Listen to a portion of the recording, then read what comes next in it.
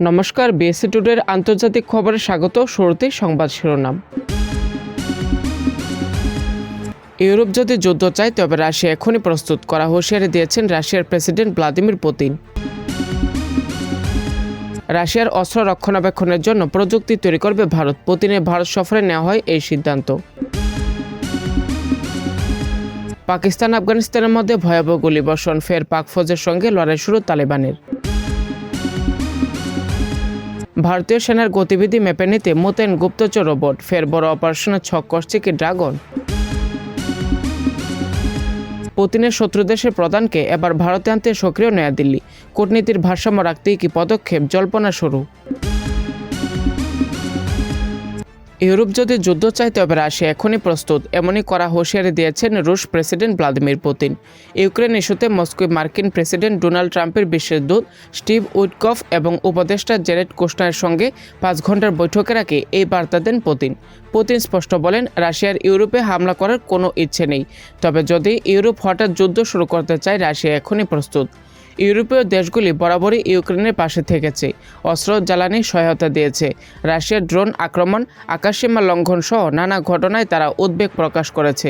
তাদের অভিযোগ, রাশিয়া ইউক্রেনের বাইরেও সাম্রাজ্য বিস্তারের পরিকল্পনা করছে এবং ইউরোপ জুড়ে নাশকতা ছড়াতে পারে। পুতিনের দাবি, ইউক্রেনকে সামনে রেখে ইউরোপ রাশিয়ার বিরুদ্ধে ষড়যন্ত্র করছে। ইউরোপ যে শান্তি খুঁজছে না, বরং যুদ্ধের দিকে ঝুঁকছে, এমনই অভিযোগ করেন তিনি। ইউরোপের প্রস্তাবিত আলোচনার খসড়া রাশিয়ার কাছে সম্পূর্ণ অগ্রহণযোগ্য বলেও জানান পুতিন। রুশ প্রেসিডেন্ট ভ্লাদিমির পুতিনের সফরকালে ভারত ও রাশিয়া গুরুত্বপূর্ণ প্রতিরক্ষা চুক্তিতে সম্মত হয়েছে। রাশিয়ায় তৈরি অস্ত্র ও সামরিক সরঞ্জামের রক্ষণাবেক্ষণের জন্য যে প্রযুক্তি ও স্পেয়ার পার্টস লাগে সেগুলি এখন মেক ইন ইন্ডিয়া প্রকল্পের অধীনে ভারতে তৈরি হবে। প্রযুক্তি হস্তান্তরের মাধ্যমে যৌথ উৎপাদন চালু করা হবে এবং চাইলে সেই প্রযুক্তি তৃতীয় বন্ধু দেশেও রপ্তানি করা যাবে। ভারতীয় সেনাদের দীর্ঘদিনের অভিযোগ ছিল, রুশ অস্ত্র রক্ষণাবেক্ষণে প্রয়োজনীয় যন্ত্রাংশ আনতে অনেক সময় লেগে যায়, ফলে মেরামত কাজে দেরি হয়। বিশেষ করে S-400 ক্ষেপণাস্ত্র সহ বেশ কয়েকটি গুরুত্বপূর্ণ অস্ত্রের ব্যবস্থাপনায় সমস্যা হচ্ছিল।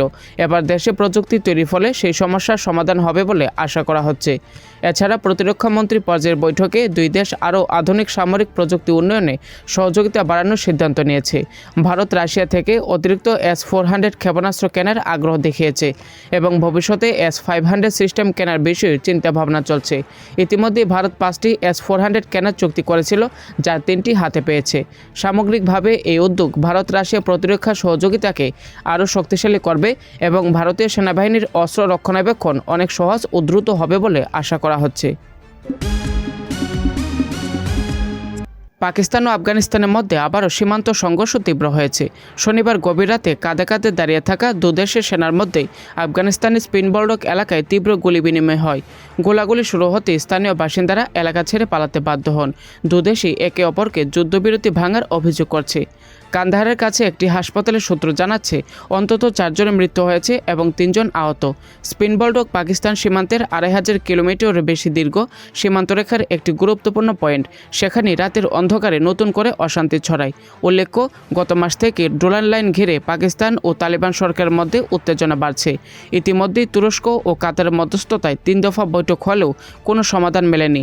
ইসলামাবাদের দাবি, তালেবান যেন টিটিপির বিরুদ্ধে কঠোর পদক্ষেপ নেয় এবং ডোলান লাইনের পাশে বাফার জোন তৈরি করা হয়। তবে টিটিপিকে আশ্রয় দেওয়ার অভিযোগ অস্বীকার করেছে আফগানিস্তান এবং ডোলান লাইন নিয়ে পাকিস্তানের দাবিও খারিজ করেছে তারা। পরিস্থিতি এমন পর্যায়ে পৌঁছেছে যে পাকিস্তান প্রকাশ্যে তালিবান সরকার বদলে দেওয়ার হুঁশিয়ারি পর্যন্ত দিয়েছে। বিপরীতে তালিবানও নিজেদের অবস্থান থেকে সরে না এসে পাল্টা সতর্ক করে দিয়েছে। ফলে সীমান্ত উত্তেজনা আরও বেড়ে চলেছে আর ক্ষয়ক্ষতির আশঙ্কাও বাড়ছে। ভারতীয় সেনার গতিবিধি মেপে নিতে মোতায়েন গুপ্তচর রোবট, আবার কি বড় অপারেশনের ছক করছে চীন? ঠিক যেন এক মানুষের মতো, কথাবার্তা আর চলাফেরা এতটাই স্বাভাবিক যে চোখে না দেখলে বোঝাই মুশকিল রক্তমাংসের মানুষ নাকি রোবট। আর এই ধরনের রোবট দিয়ে নাকি এবার ভারতীয় সেনার উপর নজরদারি চালাচ্ছে চীন। অনেকে বলছেন এটা হয়তো সাইফাই ভিডিও বা এআই দিয়ে তৈরি, কিন্তু অন্যরা দাবি করছেন অরুণাচল বা লাদাখে টহল দেওয়ার সময় ভারতের সেনা নাকি এমন রোবট নজর পেয়েছে। এখানেই গল্পটা আরও জটিল হয়, কারণ নভেম্বরের শেষেই চীনের সরকারি মিডিয়া ঘোষণা করেছিল সাংহাইয়ের কোম্পানি এজিবট এমন এক রোবট তৈরি করেছে যে একটানা 106 কিলোমিটার হাঁটতে পেরেছে এবং গিনিস বুকেও জায়গা পেয়েছে। রোবটটির উচ্চতা 1.75 মিটার আর ওজন 55 কেজি, আর আছে জিপিএস, ইনফ্রারেড ক্যামেরা ও শক্তিশালী এআই ব্যবস্থা। এর আগে চীন তায়ানানমেন স্কোয়ারে তাদের সামরিক রোবট কুকুরও প্রদর্শন করেছে। ভারতীয় সেনার কাছে রোবট কুকুর রয়েছে ঠিকই, তবে মানবাকৃতির সামরিক রোবট তৈরির ক্ষেত্রে ভারত এখনও অনেকটা পিছিয়ে, একথা বিশেষজ্ঞরাও স্বীকার করেন। তবে সাবেক সেনাকর্তাদের মতে ভিডিও সত্যি হোক বা না হোক, এখনই সতর্ক না হলে সীমান্তে নজরদারি প্রযুক্তিতে চীনের অগ্রগতি ভারতের জন্য বড় চ্যালেঞ্জ হয়ে উঠতে পারে। গালওয়ানের সংঘর্ষ থেকে শুরু করে কূটনৈতিক টানাপোড়েন, ইতিমধ্যে সম্পর্ক যথেষ্ট সংবেদনশীল। আর এমন সময় এলএসিতে রোবট গুপ্তচর বৃত্তির অভিযোগ নিঃসন্দেহে নয়াদিল্লির উদ্বেগ বাড়াচ্ছে। ভারতীয় সেনা এখনও ভিডিও নিয়ে কোনো মন্তব্য করেনি, তাই আসল পরিস্থিতি জানতে অপেক্ষা করতে হবে। রাশিয়ার প্রেসিডেন্ট ভ্লাদিমির পুতিনের ভারতে দুদিনের সফর শেষ হওয়ার পরেই এবার তার এক শত্রু দেশের রাষ্ট্রপ্রধানকে ভারতে আনার কথা ভাবছে নয়াদিল্লি। ইতিমধ্যে আলোচনা শুরু হয়ে গিয়েছে, আগামী কয়েক মাসের মধ্যে সেই সফরের আয়োজন পাকা হয়ে যেতে পারে। 2022 সাল থেকে পূর্ব ইউরোপে রাশিয়ার সঙ্গে যুদ্ধ চলছে ইউক্রেনের। ভারত বরাবর জানিয়ে এসেছে তারা নিরপেক্ষ নয়, তারা আসলে শান্তির পক্ষে। সেই কূটনৈতিক ভারসাম্য রক্ষার জন্যই এবার ইউক্রেনের প্রেসিডেন্ট ভলোদিমির জেলেনস্কির ভারত সফরের আয়োজন করা হতে পারে। এর আগে ইউক্রেন থেকে ঘুরে এসেছিলেন ভারতের প্রধানমন্ত্রী নরেন্দ্র মোদী। এবার জেলেনস্কির ভারতে আসার পালা। রাশিয়ার প্রেসিডেন্ট ভারত থেকে ঘুরে যাওয়ার কয়েক মাসের মধ্যেই জেলেনস্কিকে যদি ভারতে আনা যায়, তবে আন্তর্জাতিক মহলে ভারতের শান্তিকামী নীতির পক্ষে জোরালো বার্তা যাবে।